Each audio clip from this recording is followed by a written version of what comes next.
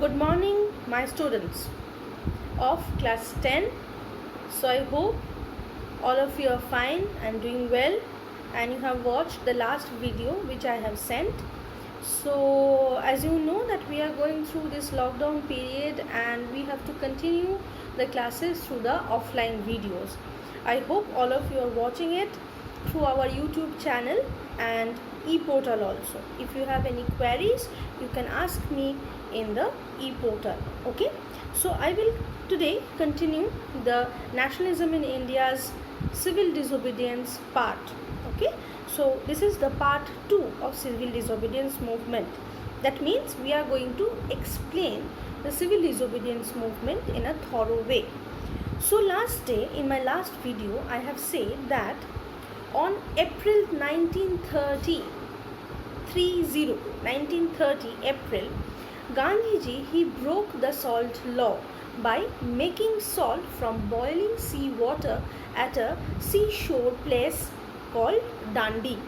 And why he broke the salt law? Because there was a law made by the Britishers that no Indians could make the salt, and if they have to make it, then they have to pay an amount of tax as revenue. Okay, so as he ceremonially broke the salt law, the civil disobedience movement started. As the civil disobedience movement started, it spread all over the country, and in many parts of the country, wherever the seashore is available, you know that the total southern India or the peninsula India is full of the seashore, right? There, in many cities, many towns, people started making salt and started to break the salt law. Not only salt law, there were other laws which were broke, and as other laws were broke and British was a government, the government should react because the laws are broken. So in that case, many leaders, many frontline Congress leaders, including Gandhiji, were arrested. Just imagine that the movement is there and the people are participating in the movement and breaking the laws of the British India, and the leaders of Congress and also the leader of the people, they are arrested. Not only leaders, common people were also arrested by the British government, right? And as they were arrested and they were sent to jail because they are breaking the laws. This was a very interesting part, that when the leaders were arrested by the Britishers, when the leaders were arrested by the British police, the people, the mass, the population, they became furious. They became so angry and they had a voice that if you are arresting our leaders, if our leaders are inside the jail, so will we. So they started breaking the laws and police came to arrest them, and without any problem, without any hesitation, they got arrested. And people, they wanted to go inside the jails. So at a time, there was a time in India after 1930 that in front of many important jails like Alipur Central Jail or Dum Central Jail or other jails of the other part, that people were making lines.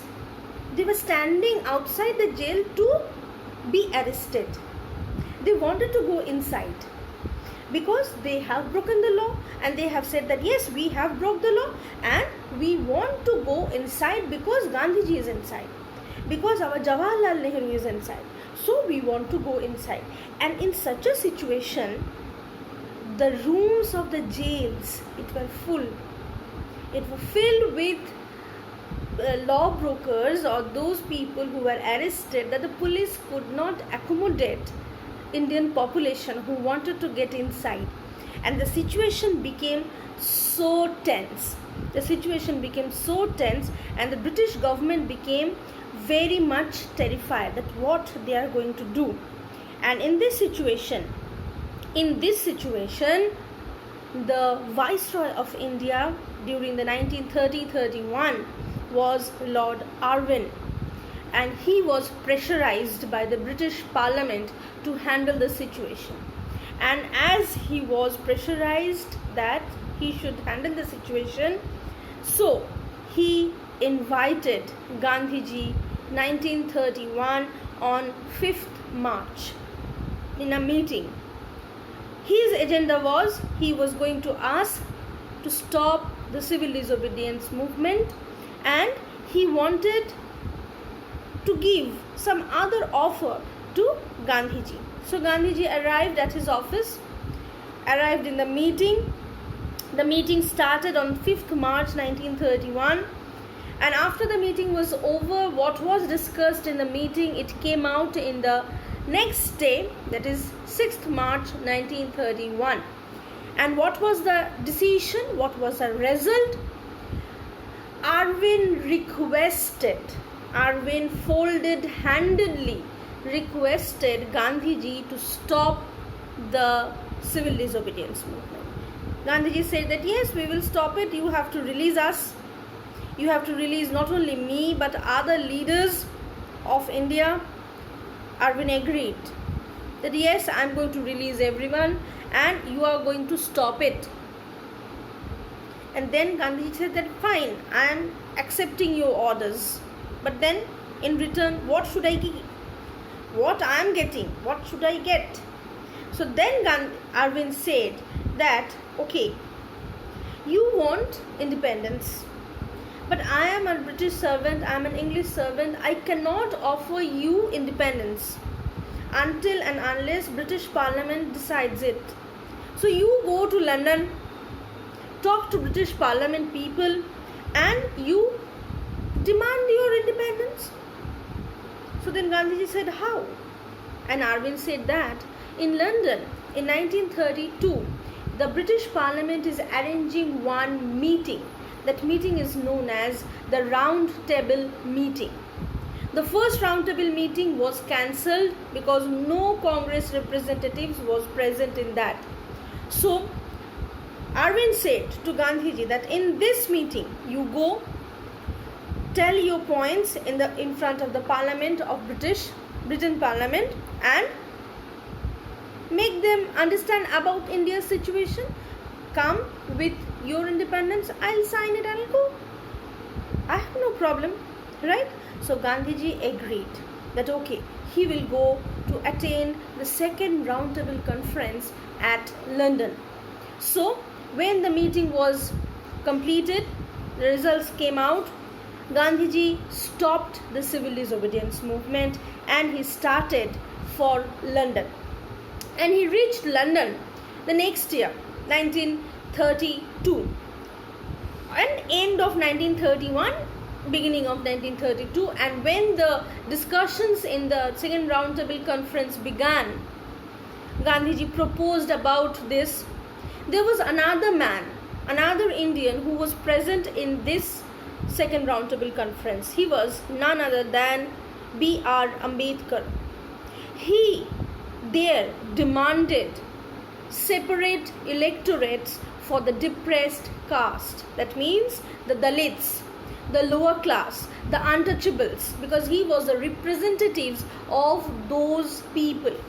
So he demanded that in that meeting, the Round Table Conference, and Gandhiji abruptly rejected it, because he thought that if separate electorate is given to the depressed class, then India will be divided, India will be discriminating. Then the British Parliament said that you decide, you don't have your choice, what you want to do, you don't know how to deal with it. That's why the second Round Table Conference was a complete failure, and Gandhiji returned to India empty-handed in the year 1932 and in beginning of 1933. As he came back empty-handed, he became very angry for the Britishers, and he started the second phase of civil disobedience movement. And along with that, he started a hunger strike against the demand of B.R. Ambedkar. That we will discuss in our next class. So the second phase of civil disobedience movement started, and it ended in 1934, because that time nobody participated in the civil disobedience movement. Okay, so we complete here with the civil disobedience movement. So in my next class we are going to discuss the rest part. Thank you.